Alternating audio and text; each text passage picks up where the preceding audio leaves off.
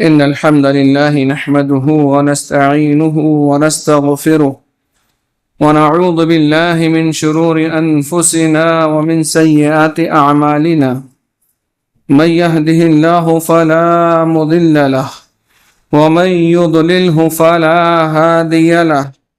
وأشهد أن لا إله إلا الله وحده لا شريك له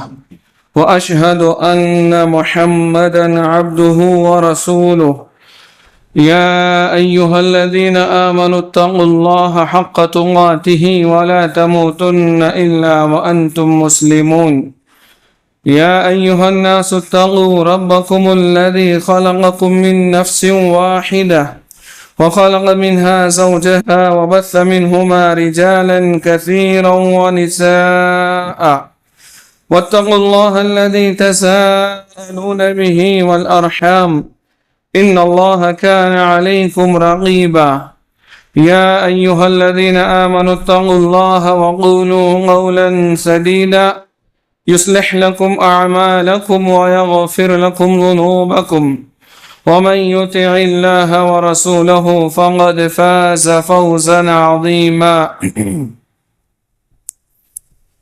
أما بعد فإن خير الحديث كتاب الله وخير الهدي هدي محمد صلى الله عليه وسلم وشر الأمور محدثاتها وكل محدثة بدعة وكل بدعة ضلالة وكل ضلالة في النار. وأعوذ بالله من الشيطان الرجيم. بسم الله الرحمن الرحيم. يا أيها الذين آمنوا كتب عليكم الصيام كما كتب على الذين من قبلكم لعلكم تتقون.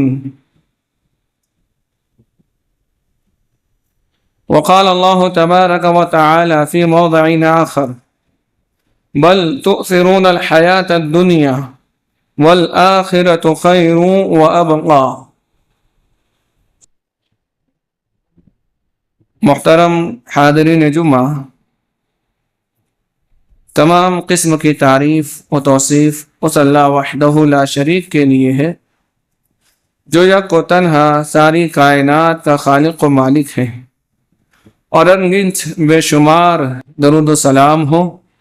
سید المرسلین رحمت للعالمین احمد مجتبی محمد مصطفیٰ صلی اللہ علیہ وسلم پر۔ اللهم صل على محمد وعلى آل محمد كما صليت على إبراهيم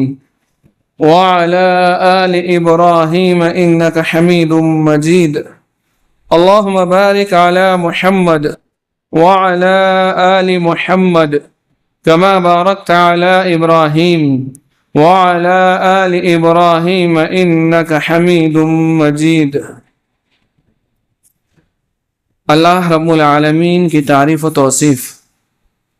اور درود و سلام کے بعد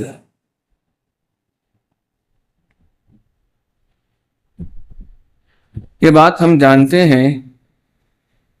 کہ کل من علیہا فان ویبقا وجہ ربک ذی الجلال والاکرام۔ اس دنیا میں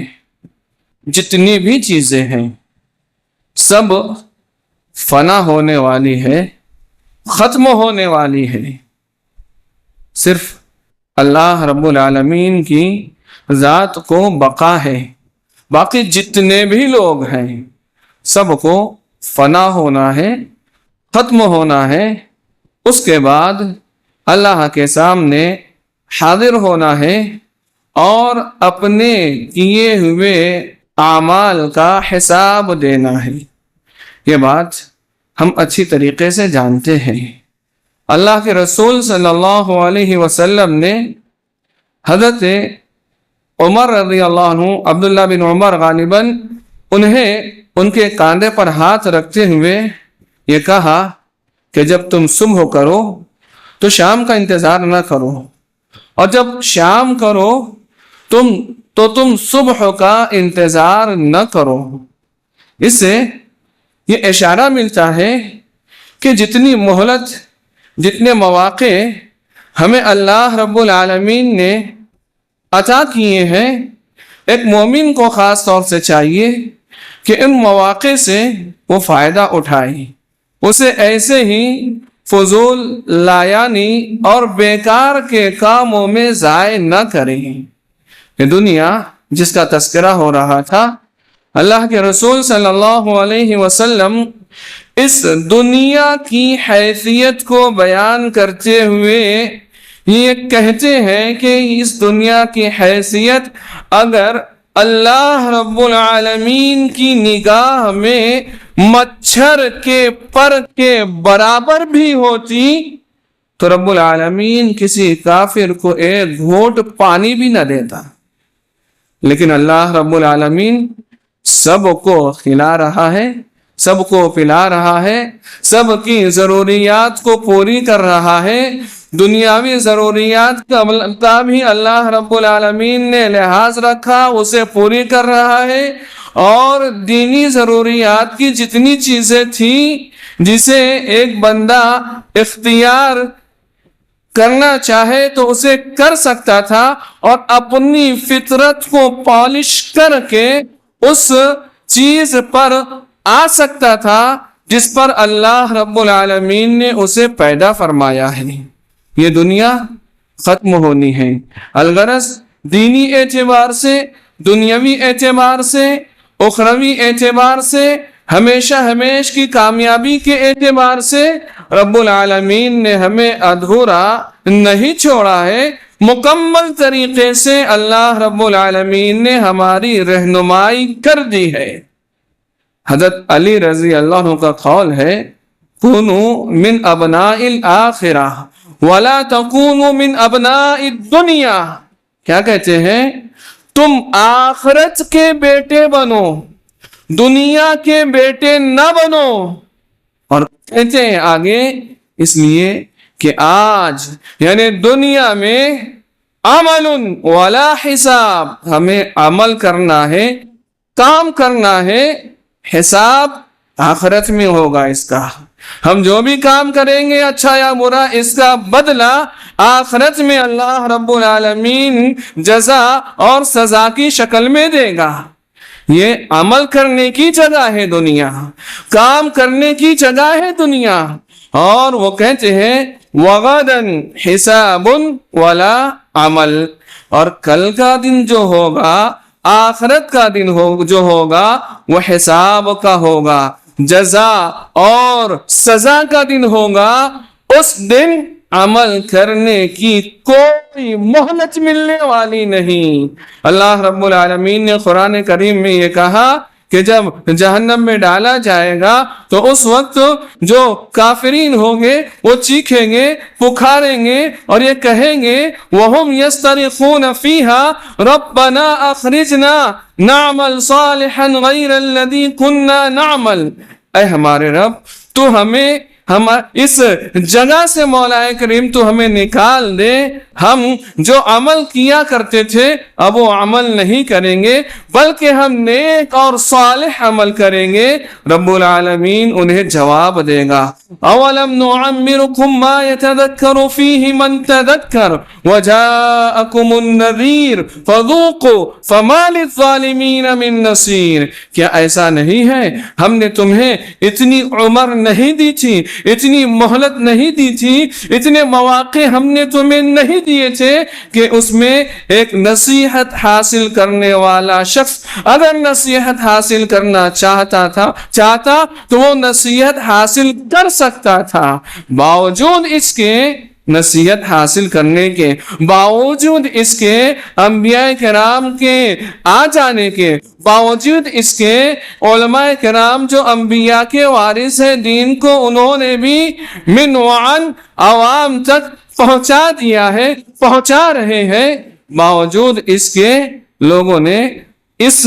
عارضی دنیا میں رہ کر باقی رہنے والی آخرت کے لیے انتظام نہیں کیا، تیاری نہیں کی، تو پھر نتیجہ کیا ہوگا؟ اللہ رب العالمین کہتا ہے فَذُوقُوا فَمَا لِلظَّالِمِينَ مِن نَصِيرٍ، تو پھر تم مزہ چکھو، ایسے ظالمین کا اللہ کے یہاں پھر کوئی مددگار نہیں ہوگا۔ جو مواقع اللہ رب العالمین ہمیں عطا کر رہا ہے، جو مہلت اللہ رب العالمین نے دیا ہے، اور سب سے اہم چیز اللہ رب العالمین نے ہمیں زندہ رکھا ہے، تو ہمیں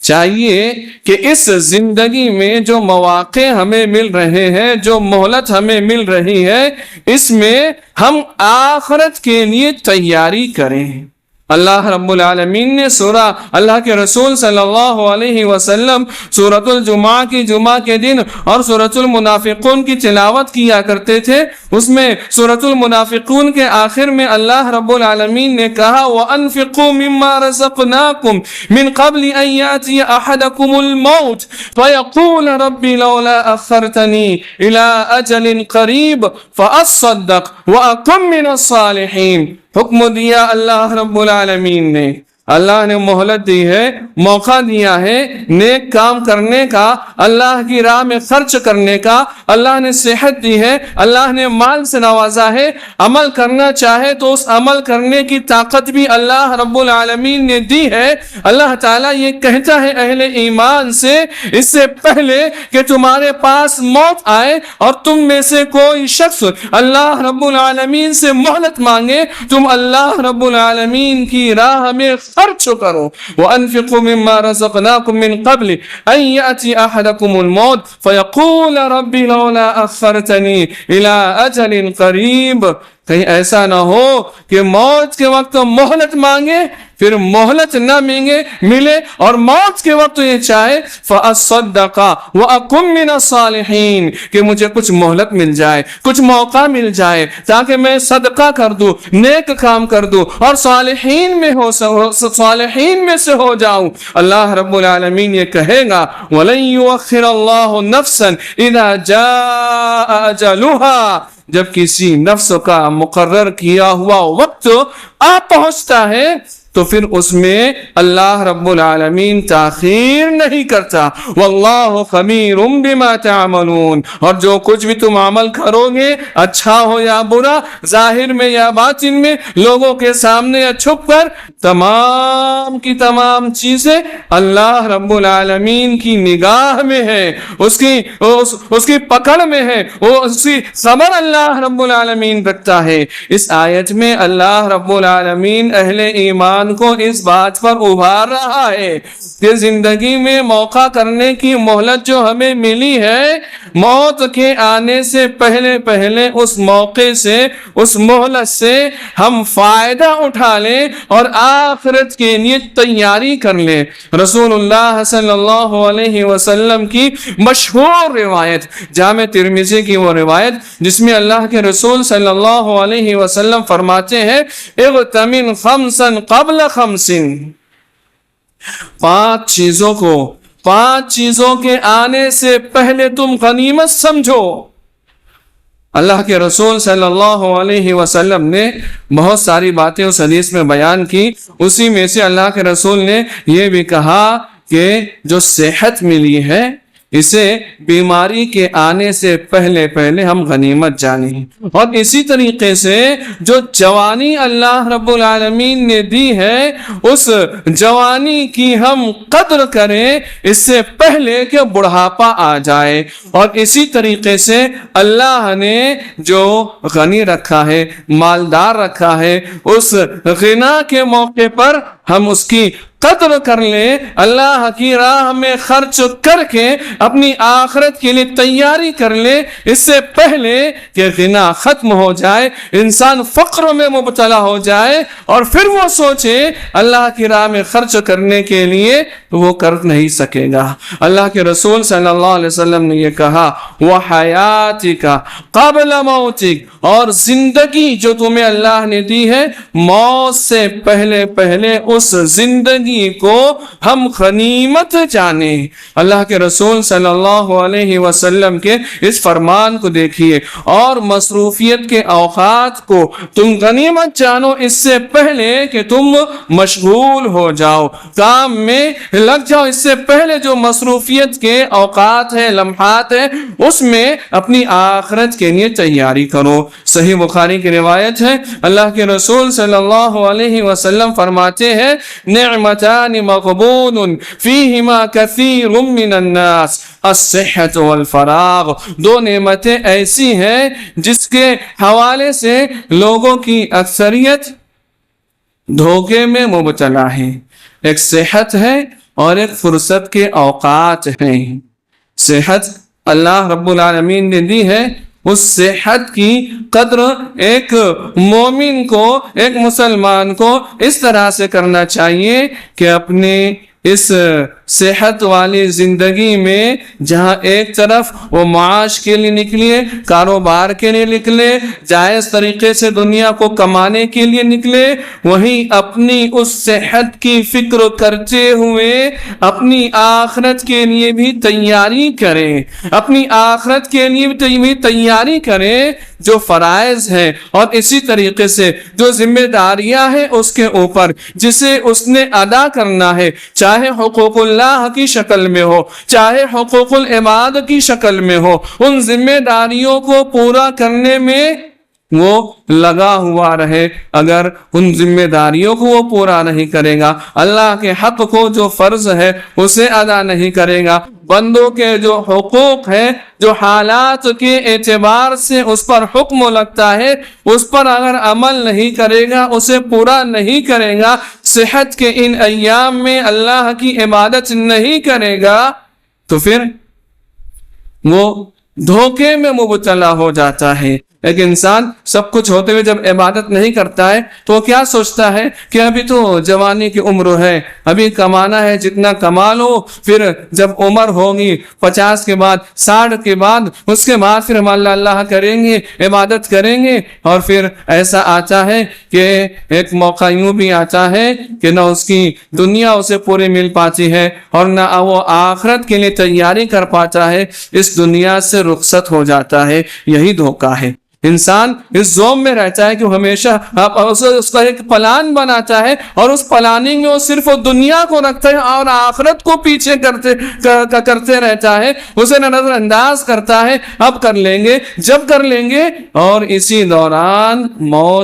موت اسے آ پکڑتی ہے اور اس دنیا سے اس کا خاتمہ ہو جاتا ہے. اللہ کے کلام کو ہم سن رہے ہیں، رسول اللہ صلی اللہ علیہ وسلم کے فرامین کو سن رہے ہیں، جس سے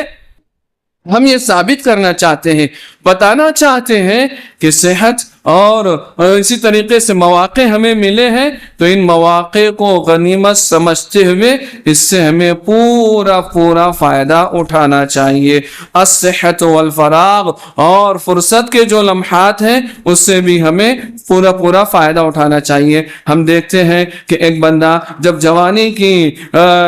کی عمر میں ہوتا ہے تو دنیا کے پیچھے لگا ہوتا ہے، فکر معاش میں لگا ہوتا ہے، لیکن جب بڑھاپے کی عمر میں آتا ہے اور اس وقت جب اسے خیال آتا ہے کہ لاؤ کچھ نیک کام کر لو، کرنا چاہے بھی تو نیک کام نہیں کر سکتا. آپ اس طریقے سے نہیں کر سکتا جس طریقے سے ایک نوجوان اپنی جوانی کی اس عمر میں جہاں ایک طرف دنیا کے لیے وہ کام کر سکتا ہے، وہیں دین کے لیے بھی جو فرائض ہے، جو ذمہ داریاں ہیں، اس پر عمل کر سکتا ہے. لیکن جب عمر ہونے لگتی ہے، بڑھاپے کو پہنچ جاتا ہے، پھر انسان سوچتا ہے کچھ تیاری کرے تو پھر وہ معذور ہو جاتا ہے. اس طریقے سے وہ عمل نہیں کر پاتا جس طریقے سے ایک جوان شخص اپنی زندگی سے فائدہ اٹھانے کے لیے کوشش کرتا ہے. تو ہمیں اللہ نے جوانی سے نوازا ہے، یا ہمیں اللہ نے جس مرحلے میں بھی رکھا ہے، ہمیں یہ احساس ہونا چاہیے کہ موت کا فرشتہ ہم سب پر مقرر ہے، اور ایک دن ہم سب کا مقرر ہے کہ اس دنیا کو چھوڑ کر ہمیں جانا ہے. تو ہم اس آخرت کے لیے تیاری کریں. اس کے لیے اللہ رب العالمین نے جو مواقع لیے ہیں، یہ رمضان المبارک کا مقدس مہینہ جو ہم پر عنقریب سایہ فگن ہونے والا ہے، جس کے روزے کو اللہ کے رسول اللہ رب العالمین نے فرض کیا ہے، جس کے روزوں کے بارے میں اللہ کے رسول صلی اللہ علیہ وسلم نے یہ فرمایا: من صام رمضان ایمانا و احتسابا غفر له ما تقدم من ذنبی، جو رمضان کے روزوں کا اہتمام کرے ایمان کے ساتھ، احتساب کے ساتھ، اللہ سے اجر کی امید کے ساتھ، غفر له ما تقدم من ذنبی، اللہ کے رسول فرماتے ہیں اللہ رب العالمین اس کے گزشتہ جو گناہ ہے اسے معاف کر دیتا ہے۔ رمضان کے روزوں کی بات ہے۔ اسی طریقے سے قیام رمضان کی بھی اللہ کے رسول نے فضیلت بیان کی، صلاۃ اللیل کی، قیام اللیل کی، جسے ہم ان دنوں تراویح کا نام دیتے ہیں، اس کی فضیلت اللہ کے رسول نے بیان کی۔ من قام رمضان ایمانا و احتسابا غفر له ما تقدم من ذنبی، جو رمضان میں قیام کرے، تراویح کا اہتمام کرے، رب العالمین اس کے گزشتہ گناہوں کو معاف کر دیتا ہے۔ پھر آخر عشرے میں لیلۃ القدر کی بھی یہ فضیلت اللہ کے رسول صلی اللہ علیہ وسلم نے بیان کی ہے، آپ برابر سن رہے ہیں۔ من قام لیلۃ القدر ایمانا و احتسابا غفر له ما تقدم من ذنبی، من صام رمضان ایمانا و احتسابا غفر له ما تقدم من ذنبی، من قام رمضان ایمانا و احتسابا غفر له ما تقدم من ذنبی۔ روزوں کی بات آئی تو پورے رمضان کے روزوں کی بات اللہ کے رسول نے کہی، تراویح کی بات آئی تو پورے رمضان کی تراویح کی فضیلت اللہ کے رسول نے یہ بیان کی، لیلۃ القدر کی بات آئی، دو عشرہ گزارنے کے بعد آخری عشرے میں جو آتی ہے اس میں بھی قیام کی بات اللہ کے رسول صلی اللہ علیہ وسلم نے کہی اور اس کی فضیلت یہ بیان کی کہ اس سے گزشتہ گناہ معاف ہو جاتے ہیں۔ تو ہم میں سے وہ لوگ جو ابھی سے یہ ارادہ بنا چکے ہیں، ابھی سے یہ پلاننگ کر چکے ہیں کہ 3 دن کی تراویح پڑھیں گے، قرآن ختم ہوگا، بوریاں بستر سمیٹیں گے، اپنا تقوی اپنے پاس رکھتے ہوئے اپنی دنیا کے کمانے میں، اس کے حصول میں ہم لگ جائیں گے، انہیں معلوم ہونا چاہیے کہ گناہوں کی معافی کی بات جو اللہ کے رسول نے کہی ہے 3 دن کام کرنے کی بنیاد پر نہیں، 10 دن کی تراویح پڑھ لی، 7 دن کی آپ نے پڑھ لی، اور ختم قرآن بھی ضروری نہیں ہے۔ ختم رمضان میں پورا قرآن ختم کرنا یہ بھی ضروری نہیں ہے۔ ہر سال جبریل کے پاس اللہ کے رسول دور کیا کرتے تھے، جس سال انتقال ہوا 2 مرتبہ قرآن ختم ہوا، لیکن یہ ختم قرآن ضروری نہیں ہے۔ پورا رمضان قیام تراویح کا اہتمام کرنا، اس کی یہ فضیلت ہے۔ فضیلت کے حصول کے لیے ایک بندے کو چاہیے کہ جو موقع مل رہا ہے اسے غنیمت جانے۔ نفل روزوں کی بات اللہ کے رسول صلی اللہ علیہ وسلم نے، ایک شخص نے اللہ کے رسول صلی اللہ علیہ وسلم سے یہ سوال کیا، ابو امامہ الباہلی رضی اللہ عنہ نے، کہ آپ مجھے ایسے عمل کے بارے میں میری رہنمائی کیجیے، وہ بتائیے جس پر میں عمل کروں اور میں جنت میں داخل ہو جاؤں۔ تو رسول اللہ صلی اللہ علیہ وسلم نے کیا کہا تھا؟ علیک بالصوم فإنہ لا مثل لہ، کہ تم روزے کو لازم پکڑو، اس لیے کہ اس کے برابر اجروں کے اعتبار سے اور کوئی کام نہیں اور کوئی عمل نہیں ہے۔ تو اللہ کے رسول صلی اللہ علیہ وسلم نے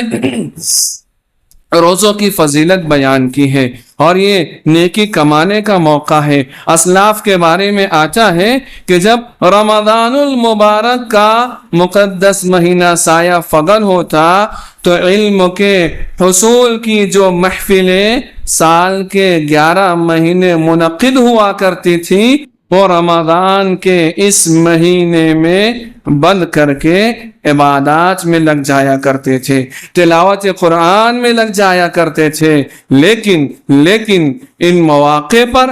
اگر حکمتاً علماء اگر اس میں دروس کا اہتمام کرتے ہیں کہ عام مواقع پر لوگ اکٹھا نہیں ہو سکتے، فارغ ہو کر کچھ وقت نکال کر عام دنوں میں وہ نہیں آ سکتے، تو ان دنوں میں ایک ماحول کے ساتھ اگر وہ آتے ہیں، بیٹھتے ہیں، کچھ سننے کا اور سنانے کا موقع ملتا ہے، تو حکمتاً یہ چیز جائز ہے، درست ہے، لیکن علماء نے جہاں اس کی اجازت دی ہے وہیں آخر عشرے کے بارے میں ہمیں معلوم ہونا چاہیے کہ اس آخری عشرے کے بارے میں خاص طور سے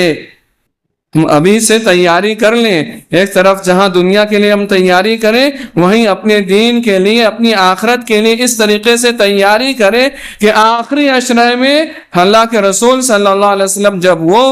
آخری عشرہ آتا تھا تو آپ کمر کو کس لیا کرتے تھے۔ کس کے لیے؟ عبادت کے لیے، قیام رمضان کے لیے، لیلۃ القدر کے حصول کے لیے رسول اللہ صلی اللہ علیہ وسلم کمر کس لیا کرتے تھے۔ ابھی سے ہماری نیتیں کیا ہیں؟ ابھی ہم دیکھیں، ہم میں سے ہر شخص اپنا جائزہ لے۔ رمضان نیکیوں کا موسم ہے، گناہوں کی معافی کا سبب بننے کا ایک ذریعہ ہے، جہنم سے آزادی۔ اللہ رب العالمین اس دن رات کے افطار کے وقت اپنے بندوں کو جہنم سے آزاد کرتا ہے۔ یہ مہینہ ہم پر سایہ فگن ہوتے ہی جنت کے دروازے کھول دیے جاتے ہیں، جہنم کے دروازے بند کر دیے جاتے ہیں، شیاطین کو قید کر دیا جاتا ہے۔ یہ اللہ رب العالمین نے اتنا اہتمام کیا ہے ماہ رمضان کے لیے، اور ایک ماحول اللہ رب العالمین نے ہم سب کے لیے دیا ہے۔ اب افسوس ہوتا ہے کہ اس ماحول سے، اس موقع سے آخرت کی تیاری کرنے کے بجائے ابھی سے ہماری تیاری صرف اس بات کے لیے ہے کہ سحر میں کھانے کے لیے کیا نظم ہو، افطار کے لیے کیا نظم ہو، اور اسی طریقے سے رمضان میں جو کاروبار ہوتا ہے منع نہیں ہے، منع نہیں ہے۔ آپ ایک طرف جہاں روزوں کا اہتمام کریں وہیں کاروبار بھی کریں۔ روزہ بھی ایک عبادت ہے، جیسے حج ایک عبادت ہے۔ حج کے دوران اللہ رب العالمین نے یہ کہا، لیس علیکم جناح ان تبتغوا فضلا من ربکم فاذا افضتم من عرفات فاذکروا اللہ عند المشعر الحرام۔ دوران حج اللہ رب العالمین نے اپنے کلام میں بتایا ہے، ایک بندہ حج کرتے ہوئے کچھ خرید و فروخت تو بھی کر سکتا ہے، تجارت وغیرہ بھی کر سکتا ہے۔ تو یہ رمضان کا مقدس مہینہ جو ہم پر سایہ فگن ہونے والا ہے، جس کے روزوں کو اللہ رب العالمین نے فرض کیا ہے، تو ایک طرف ہم جہاں دنیا کے لیے تیاری کریں تو وہیں ہم آخرت کے لیے بھی کاروبار تجارت کے لیے کریں، تو آخرت کے لیے ہم تیاری کرنے کی مکمل طریقے سے ٹھان لے، اور وہ ہمارے ذہن میں حاوی ہونا چاہیے۔ ہمارے ذہن میں سحر کے لیے، افطار کے لیے، اس دوران کاروبار کرنے کے لیے، سامان کی فراوانی کے لیے، اس کے حصول کے لیے، اسے کیسے بیچنا ہے، کیسے اسے ختم کرنا ہے، کیسے دنیا کمانا ہے، اس کی مکمل طریقے سے ہم سب کے پاس پلاننگ ہے، تیاری ہے۔ ہر شخص اپنی اپنی فیلڈ کے اعتبار سے اس میں لگا ہوا ہے۔ لیکن مجھ سے آپ سے یہ سوال ہے، آخرت کی تیاری کے لیے، نیکیاں کمانے کے لیے ہم نے کوئی پلاننگ کی ہے، کوئی منصوبہ بنایا ہے؟ نیکیوں کے کمانے کے لیے، آخرت کی تیاری کے لیے ہم نہ صرف یہ کہ پلاننگ کریں بلکہ عملی شکل کے طور پر اسے اختیار بھی کریں۔ اس ماہ کے آتے ہم ایسی بحث میں الجھ جاتے ہیں، سال کے 11 مہینے ہمیں یہ توفیق نہیں ہوتی ہے کہ اس حوالے سے ہم سیکھیں پڑھیں، اور رمضان کا جب مبارک مہینہ آتا ہے تو پھر وہی تراویح کے حوالے سے جو باتیں ہوتی ہیں، تراویح کی رکعت 8 ہے یا 20 ہے، اس میں ہم لگ جاتے ہیں، اور پھر محفلیں بھی سجتی ہیں، اور جو مواقع نیک کام کرنے کے ہوتے ہیں، نماز کا اہتمام کرنے کے ہوتے ہیں، ذکر و اذکار کرنے کے ہوتے ہیں، تلاوت قرآن اور دعا کرنے کے ہوتے ہیں، ہم اس طرح کی محفلوں میں، سیکھنے سکھانے کی اس طرح کی محفلوں میں مصروف ہو جاتے ہیں۔ اور اسی طریقے سے اس ماہ کے آتے ہی جو بحث چھڑتی ہے، ایک چاند ساری دنیا کے لیے ہونا چاہیے، ایسی فضول بحثوں میں ہم لگ کر اپنا وقت انہی چیزوں میں ہم ضائع کر دیتے ہیں، برباد کر دیتے ہیں۔ تو ہمیں چاہیے کہ اس کا ہم مکمل اس طرح کی لایانی بحثوں سے ہم اپنے آپ کو بچاتے ہوئے جو بامعنی چیز ہے، جو انسان کے کام آنے والی والی چیز ہے، جو آخرت میں فائدہ مند چیز ہے، ہم اس کے لیے تیاری کرنے والے بنے۔ اللہ رب العالمین نے قرآن کریم میں کہا یا ایھا الذین آمنوا کتب علیکم الصیام کما کتب علی الذین من قبلکم لعلکم تتقون، ایمان والو تم پر روزے کو فرض کیا گیا ہے جیسا کہ تم سے پہلے کے لوگوں پر روزے کو فرض کیا گیا تھا تاکہ تم متقی اور پرہیزگار بنو، اللہ سے ڈرنے والے بنو۔ ہم متقی بن جاتے ہیں۔ احکام رمضان کے حوالے سے بھی باتیں بیان کرنا تھی، بہت کچھ میں یہاں لکھ کر لایا تھا، لیکن اللہ کی مرضی، جو تقوی مقصد جو رمضان کا ہے، تقوی کا حصول، اللہ رب العالمین نے کہا لعلکم تتقون، روزہ اس لیے فرض کیا گیا ہے تاکہ تم متقی بن جاؤ، پرہیزگار بن جاؤ، اور ہم اللہ سے ڈرنے والے، متقی اور پرہیزگار بن جاتے ہیں تو اس کے دنیاوی اخروی بہت سارے فائدے ہیں۔